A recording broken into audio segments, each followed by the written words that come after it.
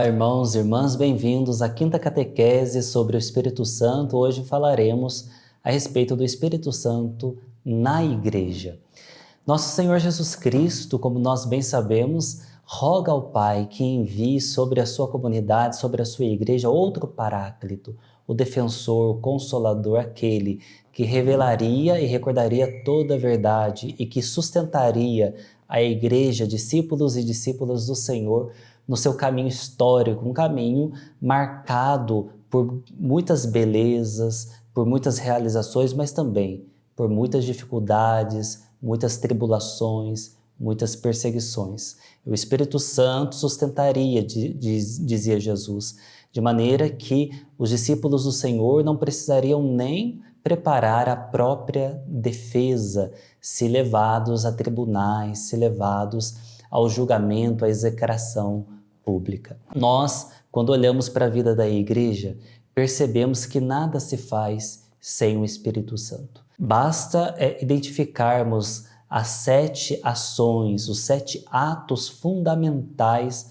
da vida cristã na Igreja, que são as celebrações dos sacramentos. Quando nós olhamos para esses 7 atos fundamentais que são sacramentos, percebemos que nenhum deles se realiza sem, em primeiro lugar, a invocação da Santíssima Trindade e sem uma invocação específica do Espírito Santo, que chamamos de epiclese. Basta a gente observar a Eucaristia, o sacramento da Eucaristia. Antes da consagração, o padre invoca, com esse gesto sobre as espécies eucarísticas, o Espírito Santo. Enviai, Senhor, o vosso Espírito. Assim ocorre no sacramento da ordem, quando o bispo suplica o Espírito Santo. Assim ocorre no sacramento da confirmação.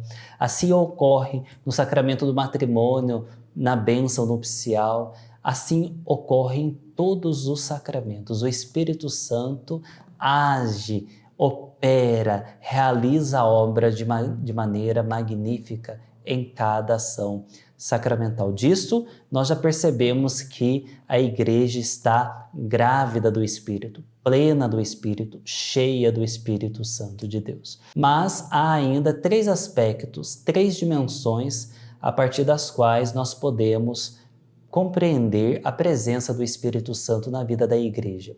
O Espírito Santo, em primeiro lugar, unifica a Igreja. O Espírito Santo, em segundo lugar, vivifica a Igreja. O Espírito Santo, em terceiro lugar, move e governa a Igreja. O Espírito unifica a Igreja. Quando nós olhamos para a nossa vida de fé, para a nossa experiência em nossas comunidades de fé, nós observamos que há muitos membros, diversos membros. Esses membros têm dons específicos, qualidades específicas, temperamentos específicos. Percebemos que somos diferentes uns dos outros, mas todos nós que fazemos uma profunda experiência de fé, também percebemos que somos unificados na mesma fé, na mesma caridade pelo Espírito Santo de Deus. São Paulo ensinava isso.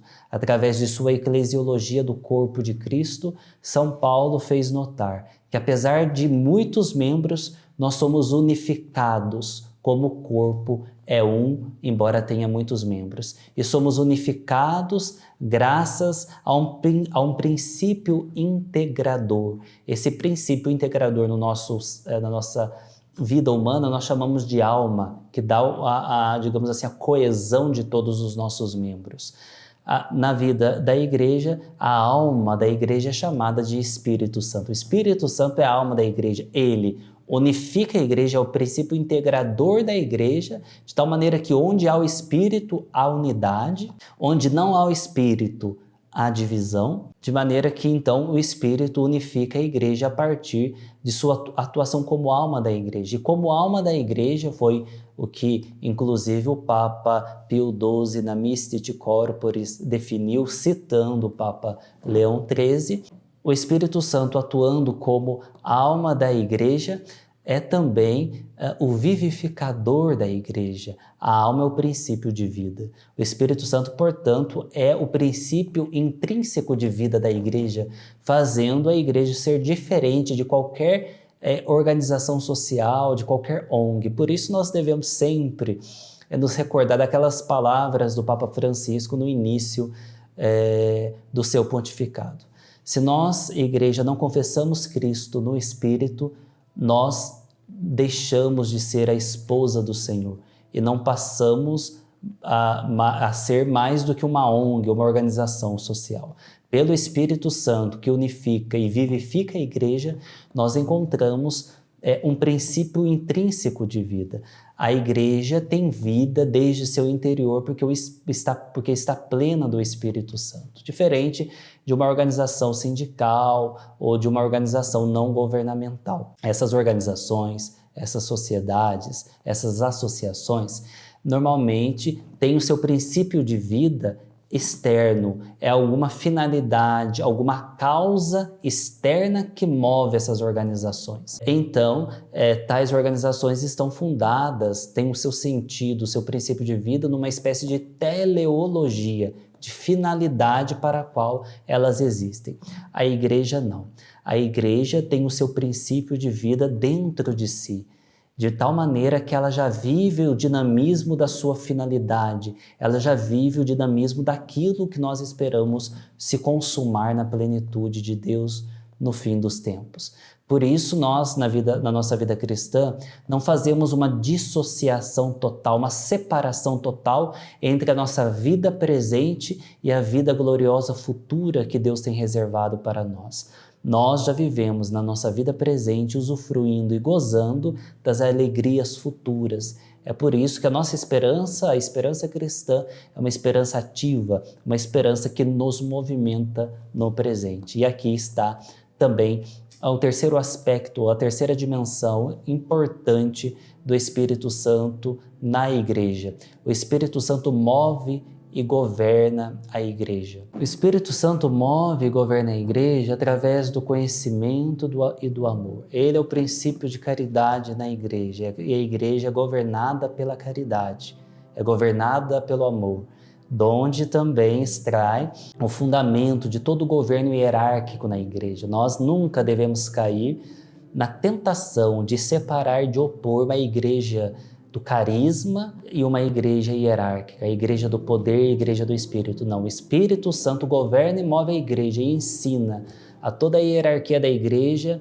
os fundamentos de um real governo. E o governo na Igreja se funda, se consolida no amor, na caridade. E também esse movimento que o Espírito promove na Igreja se dá a partir do conhecimento que ele possibilita, que ele revela, que ele confirma e que ele recorda, como dizia Jesus no Evangelho.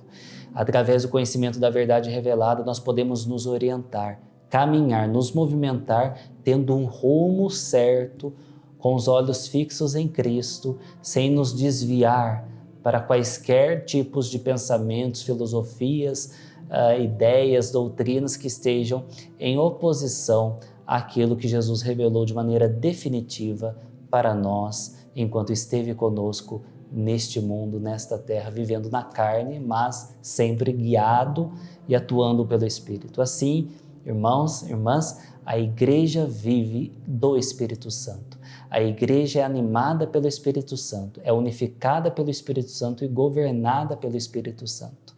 Todas as definições fundamentais do magistério da Igreja são feitas a partir do Espírito Santo.